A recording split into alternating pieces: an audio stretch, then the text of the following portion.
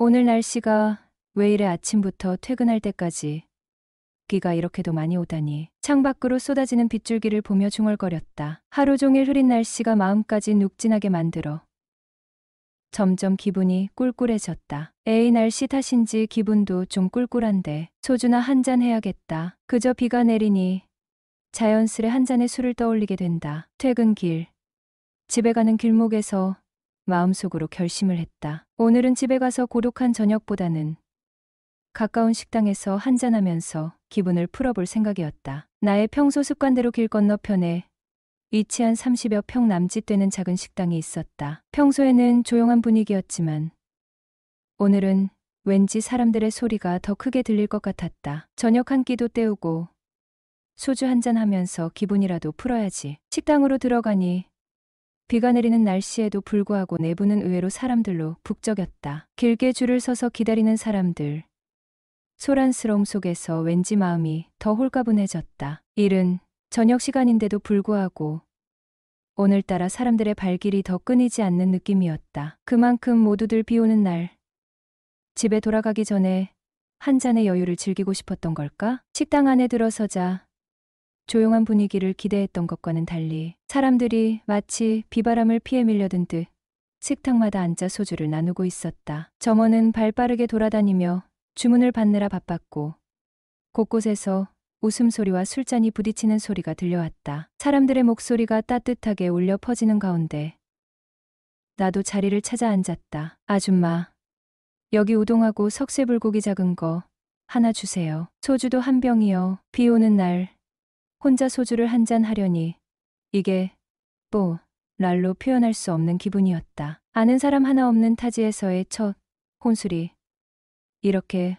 청승맞을 줄이야. 혼자서 술 마시러 온다는 건 정말 이렇게 허전한 일이구나 싶었다. 그럼에도 불구하고 묘한 위안이 들었다. 잠시 시간이 지나자 우동이 따끈하게 나오고 그 뒤를 이어 석쇠불고기와 소주도 한 병이 차려졌다.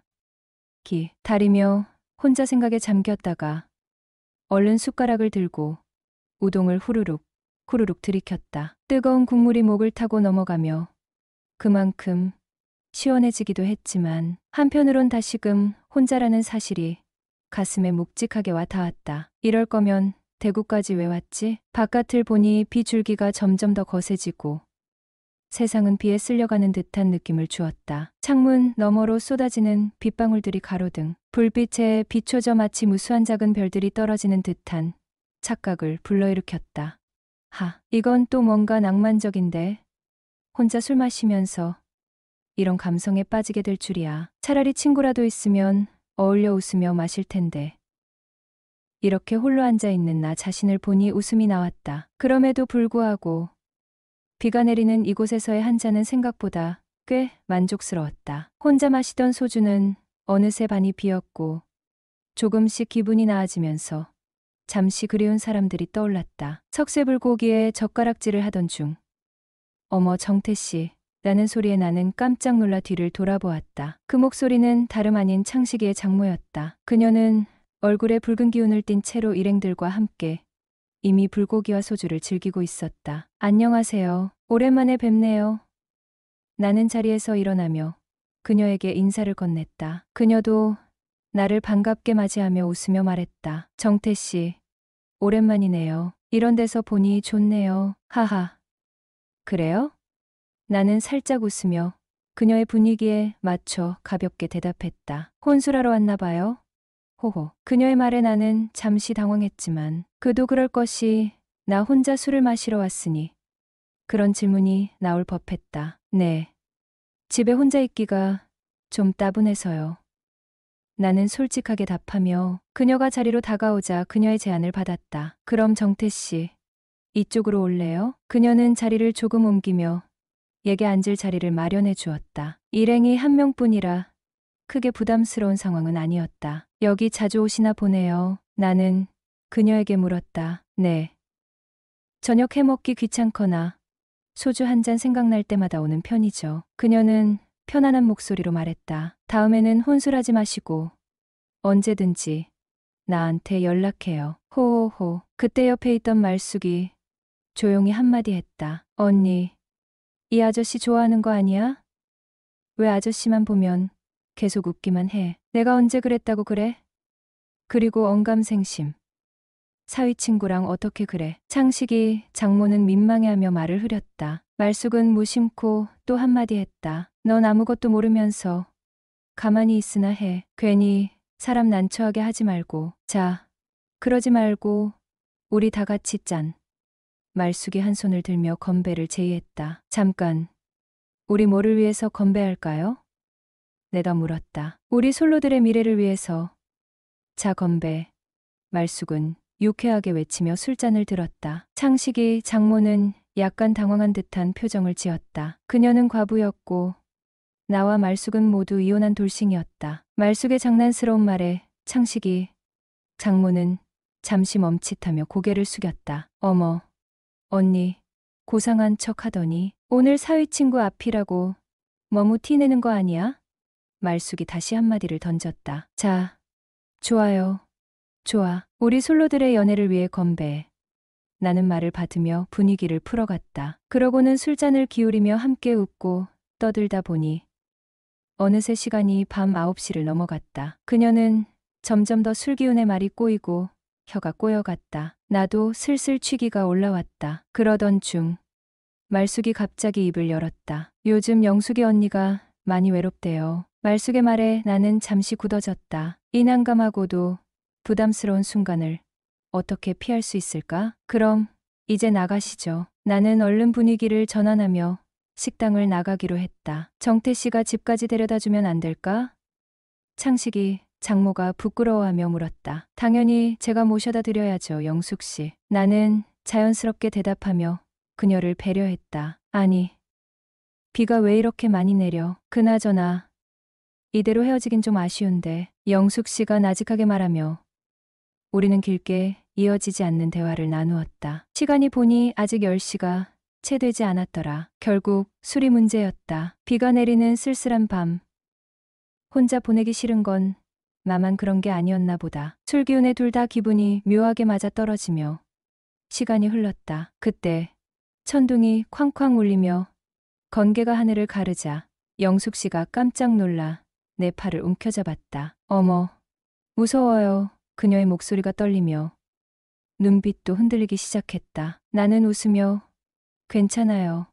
괜찮아요. 다 지나갈 거예요. 라고 말하며 그녀를 다독였지만 그녀는 팔을 놓지 않았다. 잠시만 있다가 가시면 안 될까요? 그녀가 애처롭게 부탁했다. 그 순간 나도 이상하게 마음이 흔들렸다. 휴집에 가봐야 할 것도 없는데 뭐 좀 더 있다 가죠. 그렇게 우리는 다시 한 잔을 기울였다. 술잔을 돌리며 서로의 이야기를 나누고 내내 비가 내리는 소리만 들렸다. 호랍이 심정과 과부의 외로움이 맞물려 그날 우리는 자연스럽게 가까워졌다. 서로의 고독을 이해할 수 있는 위치에 있었기에 말없이 마시는 술 한 잔이 오히려 말보다 더 많은 걸 나누게 만든 것 같았다. 그리고 그렇게 우연히 만난 인연이 또 다른 인연으로 이어졌다. 그녀는 나를, 나는 그녀를 조금씩 더 알아갔다. 시간이 흐르고 비가 그쳤을 때는 우리가 예상했던 것보다 훨씬 더 가까운 사이가 되어 있었다. 서로의 외로움을 잠시나마 덜어준 그 밤이 우리에게는 새로운 시작을 알리는 신호탄이었을지도 모른다. 안녕하세요. 38살. 이혼 후에 제 인생의 새로운 갈림길에 서게 된 사람입니다. 7년의 결혼 생활을 마무리 지었지만 후회를 해봤자 이미 엎질러진 물이라는 생각에 남은 건 상처와 이틀에 한 번씩 찾아오는 위장염.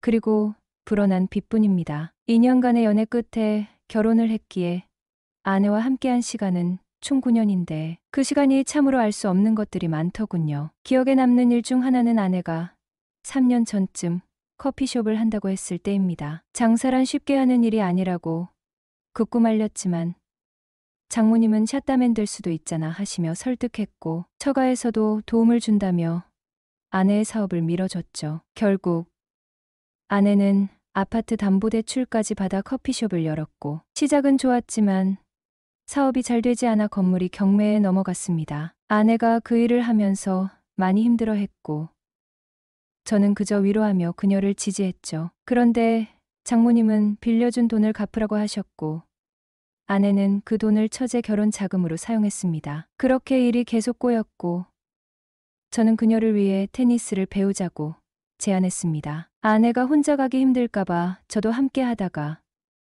어느 정도 적응하자 저는 일 때문에 빠졌죠. 그런데 결국 그 운동 코치와 바람이 났더군요. 저는 처음엔 그게 큰 문제가 아닐 거라 생각했지만 나중에 알고 보니 그녀는 코치와 몰래 만나고 있었습니다. 바람핀 이유를 물어봤지만 아내는 우리가 법적으로만 부부일 뿐 사실상 남남 같았다고 주장했죠. 그런 궤변을 들으며 그녀는 제게 더 이상 사랑하지 않는다고, 대화가 없어서 외로웠다고, 나의 아픈 몸에 짜증났다고 하며 모든 책임을 저에게 돌렸습니다. 코치는 그녀에게 잘해주고 대화도 잘해준다고.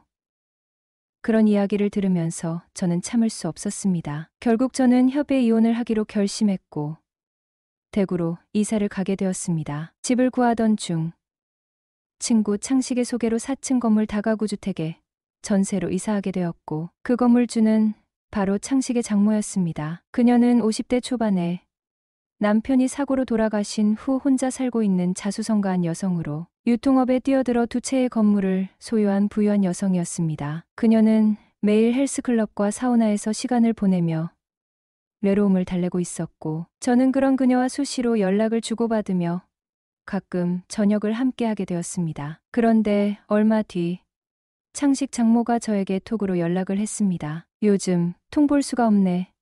많이 바쁘지?